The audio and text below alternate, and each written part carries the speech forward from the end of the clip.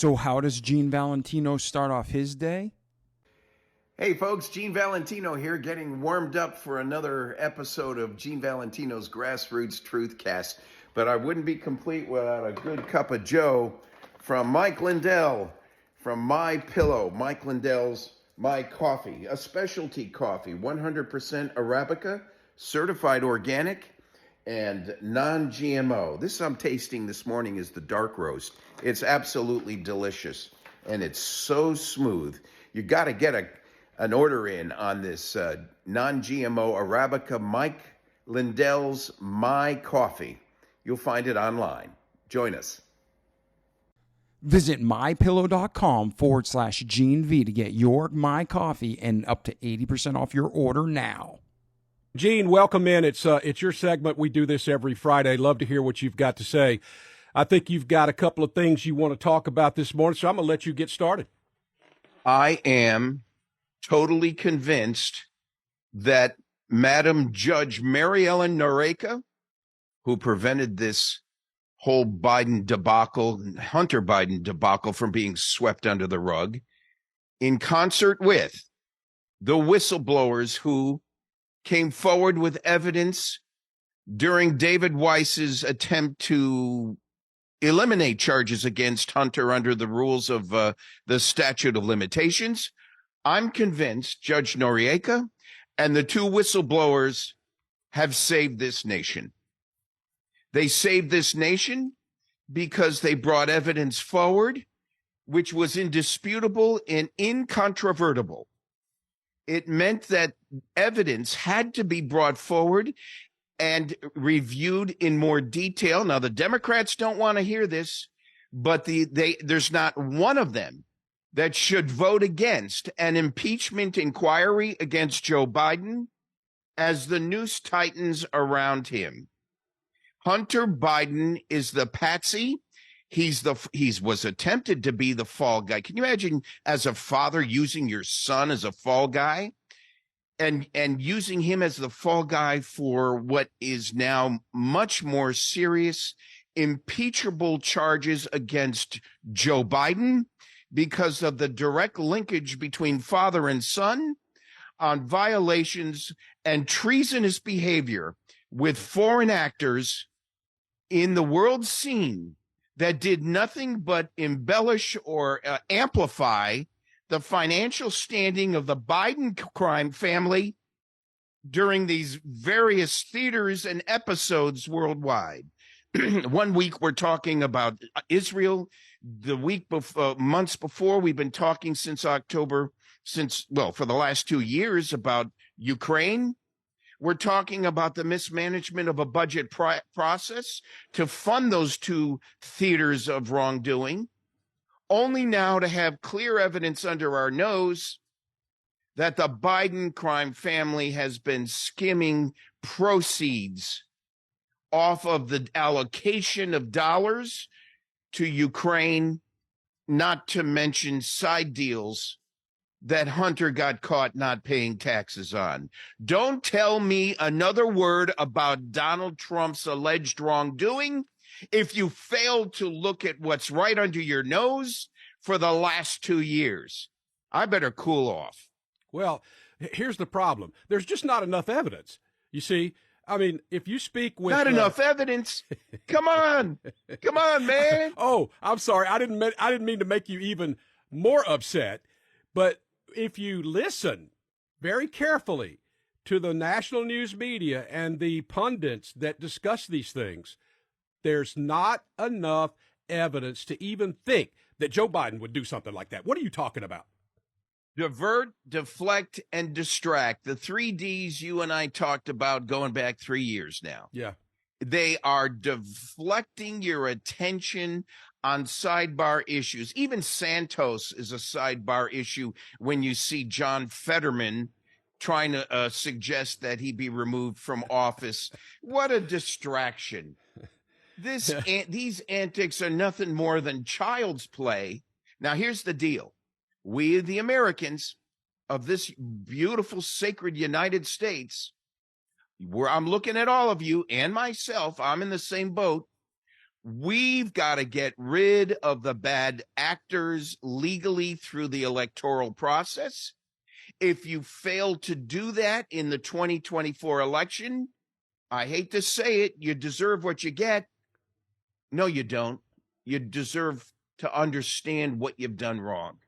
Yeah. You deserve to realize that this nation needs better players that you're sending to Congress and the House of Representatives and Senate. We need to bring more of these folks on our radio shows and grill them a little harder on what their platform is. And I am thoroughly upset with the fact that many of them have gotten a pass. We hold them accountable, Michael, but somehow when they get through the doors, those hallowed doors of Congress, it's like Stockholm syndrome kicks in. It's like the beaten child or the beaten wife, and they just succumb to some political violence of sorts that gets you to believe things aren't okay. You got into Congress. Thanks for joining us. Now here's the way we're going to act and behave. And just one case comes to mind as I'm talking. January 6th. More and more is coming out about the fact that this was a staged conspiracy by the deep state law enforcement officers through the Department of Justice in concert with Nancy Pelosi, who ignored Trump's concerns 3 days earlier that there were going to be some bad actors on the congressional steps, and she did nothing to initiate security for that event, making Donald Trump look worse. Now, that's a sidebar. The real issue today is that evidences itself as a pattern of the deep state over time. And today, under our nose, you got the pattern of bad behavior with a David Weiss, the prosecutor, who in one sense says that the firearms charges against Hunter will come under one set of rules, but the tax evasion issues out on the West Coast just filed yesterday through Los Angeles district courts will fall under another set of rules. This is absolutely an inconsistency of the Justice Department as well. When Donald Trump returns, and we need a solidified GOP, I admit that, but when he returns, he needs a kick-ass enema on the entire rank and file of the United States. Whoa. The bureaucracy behind the leaders of this government need to be removed. It's not just about the elected person anymore, because those deep state actors who've been on the job, Michael, some 20, 30, 40 years are the ones who took Donald Trump down, and Anthony Fauci's at the top of this list. Yeah. So take a deep breath, maybe some blood pressure medicine. You'll be okay. Uh-huh. But one of the things I'd like to point out, and I mentioned this earlier in our show today when we were discussing, where's that story? Menthol cigarettes. I don't know what I did with it, but the Biden administration, and this is typical, right? And the black community now is starting to understand, at least in some sense, of how they are treated by their superiors, the Democrats that are in charge, because they're superior to them. They know better than them. And so what were they going to do? They were going to tell black people, basically, which is who smokes menthol cigarettes. I mean, I didn't know this, but I've learned this over the last I've known people that smoked menthol cigarettes, but apparently it's much greater in the black community than it is anywhere else. So what did the Biden administration do? They said, we know better than you. You can't enjoy your menthol cigarette anymore. What we're going to do is make it to where that they can't manufacture them, you can't get them, blah, blah, blah. Well, there was an uproar in the black community about this, and the Biden administration, which is losing people and groups pretty quickly, they put the quash on that very fast when they found out that, hey, there's a lot of people out here that are not going to put up with this. But they want to micromanage your life. They want to tell you, because they are your betters, they're your superiors, they know better than you, and they can do everything better from Washington, D.C. than you can around your house here in, Florida, Mississippi, Alabama, whatever. Yeah, a bunch of dumb hayseed hicks is what they think we are. It's just another example, Michael, of the lies from the Biden administration. It's not even anchored in facts. It's the narrative they're pushing, and it's probably, in one case, in that sense, to help the tobacco industry because they're probably getting paid off by them too. You know, Greg Jarrett and Alan Dershowitz were on TV last night, and they said that these overseas partners were so complicit with the Biden brand. And what you're talking about with this nicotine narrative is just a compliment to how Biden rocks and rolls.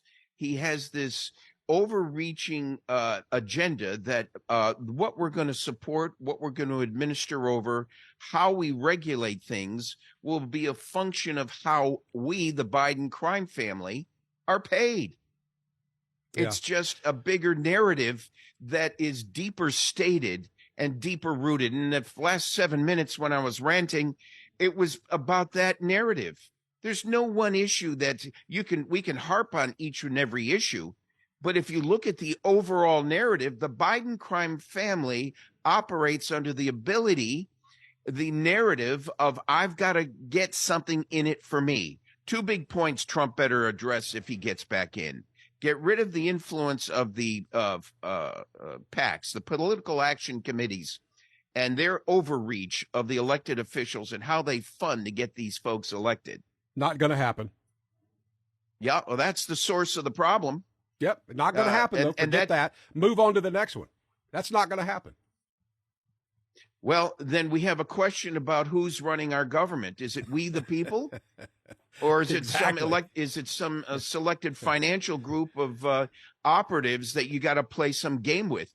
Because the deep state narrative is controlling democracy, not you and me. No question about it. Ask Donald Trump. I mean, he was the president of the United States, the most powerful man in the world, and he was absolutely there was a stricture put on him that nothing that he did, even the things that he said to do, they went off and didn't do it. You know, I mean, it just, there were so many people in this federal government has gotten so big, so large, so out of control, so believing that they are the ones that should be making the decisions, not the elected officials. The second Bill of Rights I have on my website, Michael, GeneValentino.com, has 11 proposed amendments, and one of them addresses the financial overreach of financial institutions and private interest groups steering the narrative, overriding the public's narrative. Hey, can I change the subject just a wee bit? We got a minute. Go ahead. Technology. I'm glad to see Facebook's parent company, Meta, has rolled out an encrypted messaging default system on their platform that provided a major boost to security and privacy. Now, here's Meta coming out with the bad intentions through Facebook of supporting an individual candidate with the help of the Biden administration. That's the wrongdoing. But here's where Meta fixes themselves. They then put in an encryption into the Meta code that scrambles everyone's ability to reach in and see what you and I are talking about or seeing. The encryption level and privacy level is being fixed in the network platforms. And if it's legislated and put in place as a law, just like the decoupling of the AT&T monopolies of 20 years ago, then we might have an opportunity to bring free speech back without these social platforms censoring us. Yeah. Gene, thank you so much for joining us. We'll see you again. Happy Hanukkah. Yeah, happy Hanukkah. We'll see you next Friday. Look forward to it, everybody. 7:30, good morning. Gene Valentino. Fox News is next.